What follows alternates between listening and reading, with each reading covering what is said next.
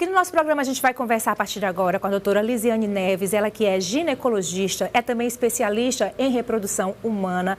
É um assunto que a gente vai falar sobre gravidez, né, de gêmeos, um assunto que veio à tona na semana passada, depois que Cristiano Ronaldo e a esposa anunciaram, né, que perderam um dos seus filhos, né, um dos gêmeos que o casal estava esperando. A gente tem até a foto, né? E ele falou da dor imensa que é, né, de perder um filho. Tá aí a família. Ela estava grávida de 2 filhos, né, de gêmeos, e infelizmente acabou perdendo um dos bebês. E a gente despertou nossa curiosidade. Nós chamamos, então, convidamos a doutora Lisiane para a gente bater um papo em relação a esse assunto, né, doutora Lisiane? Primeiramente, bem-vinda aqui ao nosso Tem de Tudo. É um prazer recebê-la. Obrigada, Shirley. Prazer todo meu. Agora, vamos começar explicando, né? De repente, tem uma telespectadora da gente que está nesse momento passando por uma gestação, né? Gravidez de gêmeos. E para a gente começar entendendo, é uma gravidez mais complicada, que requer mais cuidados, doutora? Sim, Shirley, é sim. A gravidez de gêmeos, ela envolve um aumento de probabilidade de risco para a mãe, para o feto e também durante o trabalho de parto, né? Realmente é uma gestação que tem mais predisposição de risco em relação à gravidez única. Em muitos desses casos que a gente vê, que infelizmente uma das crianças acabam morrendo, são gravidezes que são acompanhadas, né? Que as mães estão fazendo todos os exames, tem todo o acompanhamento médico e mesmo assim não se consegue impedir, né, a morte de um desses bebês. Por que isso acontece? Assim, não tem como se evitar? Isso. O pré-natal, né, bem acompanhado, bem feito, ele minimiza essas complicações. Mas algumas intercorrências são realmente inevitáveis, assim, são fatalidades, né? Durante a gravidez gemelar, a gente tem aumento de complicações maternas, como, por exemplo, anemia, hipertensão gestacional, diabetes gestacional, que são condições clínicas que vão gerar um agravamento de saúde em geral, né, para a mãe. Para o feto, podemos ter uma restrição de crescimento intrauterino, principalmente naquelas gestações em que os fetos dividem uma placenta. Então, intraútero, às vezes, há um desvio de fluxo de um feto para o outro, um fica maior, outro menor, né? Fica privado de um aporte ali de sangue, de oxigênio, ele pode ter um desenvolvimento restrito e isso já, né, implica no maior risco de mortalidade para o bebê. Agora, doutora, a gente entende que é um processo muito traumático para uma mãe, né? Imagina receber uma notícia dessa, de repente ainda na metade da gravidez, ela ainda tem a metade da gravidez para levar adiante, né? E sabendo que um dos filhos, um dos fetos não está mais vivo, o outro sim, ela tem que ter força para continuar aquela gravidez. Então, como é que é feito esse amparo para essa mãe que está passando por um problema como esse, doutora? É uma situação bem difícil, né? As perdas, elas podem acontecer precocemente, né? Podem acontecer no segundo ou no terceiro trimestre ou mesmo na ocasião do parto, como é o que a gente viu com relação ao Cristiano Ronaldo, né? O acolhimento é super importante, né? Assim, é uma vivência de dor mesmo e ao mesmo tempo que ela vive um luto da perda de um feto, ela tem uma alegria com relação ao segundo feto, mas ela acaba ligando muito a alegria com a perda, né? Então, é uma situação complexa mesmo, que precisa de um acolhimento multidisciplinar, né? Psicólogo, psiquiatra, algumas vezes. O obstetra, ele tem essa empatia, né? Esse acolhimento primário, mas às vezes é importante quase sempre o apoio de uma rede de outros especialistas mesmo. Tá certo. No caso do Cristiano Ronaldo, o casal fez questão de não divulgar tantos detalhes, e é claro que a gente entende pelo momento de dor, né? Mas acredita-se que, como a senhora falou, já foi no momento do parto, então acredita-se que o bebê até então tinha um desenvolvimento, né, normal. No caso desse, que a criança não teve esse problema de desenvolvimento, o que pode acontecer quando o problema já é no final, na reta final, que o bebê já está formado? O que acontece geralmente? Me parece que a perda, o falecimento foi realmente durante o trabalho de parto, né? Então, a gestação gemelar, ela agrega algumas possibilidades de complicações que justificam a perda, especialmente do segundo feto. Por exemplo, o descolamento da placenta. Depois que nasce o primeiro, o útero pode contrair, gerar o descolamento da placenta e aquele fluxo de sangue para o segundo feto pode ser interrompido. Outra situação, especialmente naqueles fetos que estão numa bolsa única, é que pode haver problemas com o cordão umbilical. uma circular cervical, né? Um enlaçamento do pescoço do feto, um nó verdadeiro de cordão.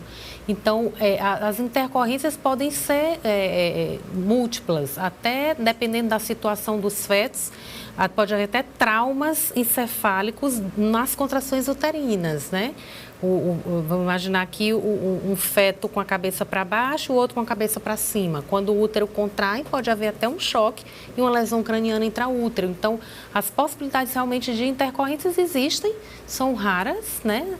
Não são tão frequentes, mas elas podem acontecer.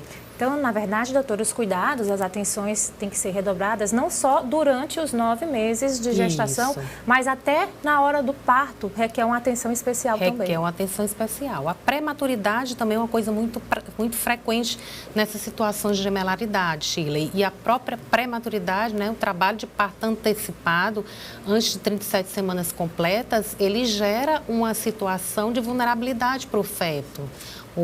Condições respiratórias podem ficar comprometidas. Então, isso tudo fragiliza ali o feto, o concepto, né? E essa taxa de adoecimento, de mortalidade periparto, ela é maior. Agora, a mortalidade, casos assim, mortalidade de um dos gêmeos, acontece mais em casos de inseminação artificial ou não existe nenhuma relação?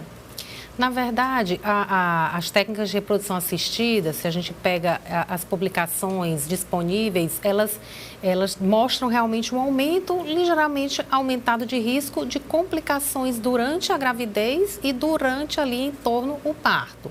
A gente não sabe dizer exatamente se isso acontece pela técnica de reprodução assistida em si ou se pelas condições de subfertilidade do casal, porque eles já entram num processo com vamos dizer assim, uma saúde reprodutiva talvez inferior em relação às pessoas que não precisam da técnica. Então, a intercorrência são realmente mais frequentes dentro do universo da reprodução assistida, mas não é um aumento tão grande, é um aumento pequeno. Tá só uma dúvida, né? Antigamente a gente falava muito de gestação, se referia a meses, né? 9 meses de gestação. Hoje esse conceito mudou um pouco, a gente fala mais de semanas, né? Por que teve essa mudança? Na verdade, a gente tem os cálculos obstétricos, eles são baseados na data da última menstruação, né? Então, quando a gente engravida, na verdade, a gente já está com 2 semanas. Já está contando a gente conta 2 semanas a mais em relação ao período de concepção, exatamente. Esses cálculos, eles são baseados na maturidade fetal, não é exatamente nesse tempo cronológico. Sim.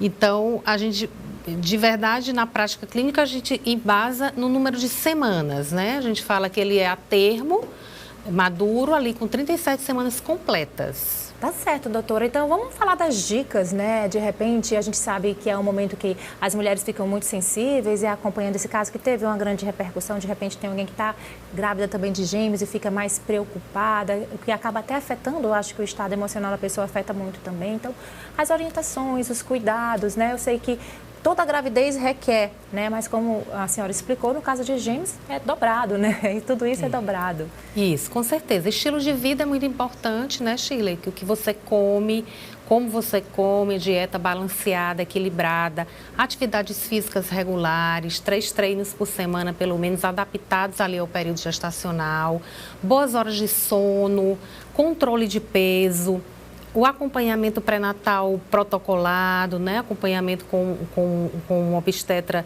de sua confiança e referenciado. E nessas situações de reprodução assistida, por exemplo, a transferência, às vezes, de embrião único. A gente tem feito muito isso para minimizar realmente a ocorrência de gemelaridade com a técnica. Doutora, geralmente se colocava mais de um, porque existe o risco de perder, né? Então, existia esse hábito de, quando se era a inseminação artificial assistida, não colocar só um, né? Botava 2, 3 e de repente dava certo, né? A pessoa ficava grávida de trigêmeos, né? E aí aumenta a preocupação. Antes, realmente, nós transferimos um maior número de embrião. Hoje, com a melhora das condições de cultivo em laboratório, a gente já consegue otimizar e prever, de certa forma, um potencial embrionário. Então, a gente leva o embrião em cultivo um pouquinho mais, até o 5º dia de vida, mais ou menos, e a gente já tem uma pré-seleção in vitro. Então, a gente já consegue estimar um potencial embrionário e daí reduzir o número de embriões para transferir. Hoje, a gente tem auxílio também da biópsia do embrião antes da implantação, que é mais uma ferramenta de seleção embrionária, para favorecer que sejamos mais assertivos na escolha do embrião. Então, isso ajuda muito a gente diminuir o número de embrião transferido e não perder tanto uma taxa de gravidez. Tá certo, mas como a senhora falou, alguns casos chamam a atenção, nesse caso por se tratar, né, de um jogador muito famoso, mas não é tão comum, né? A tranquilidade é essa, que não é tão comum, são casos considerados até não é tão raros. comum essa coisa tão inevitável, tão fatal, tão abrupta, né, tão inesperada.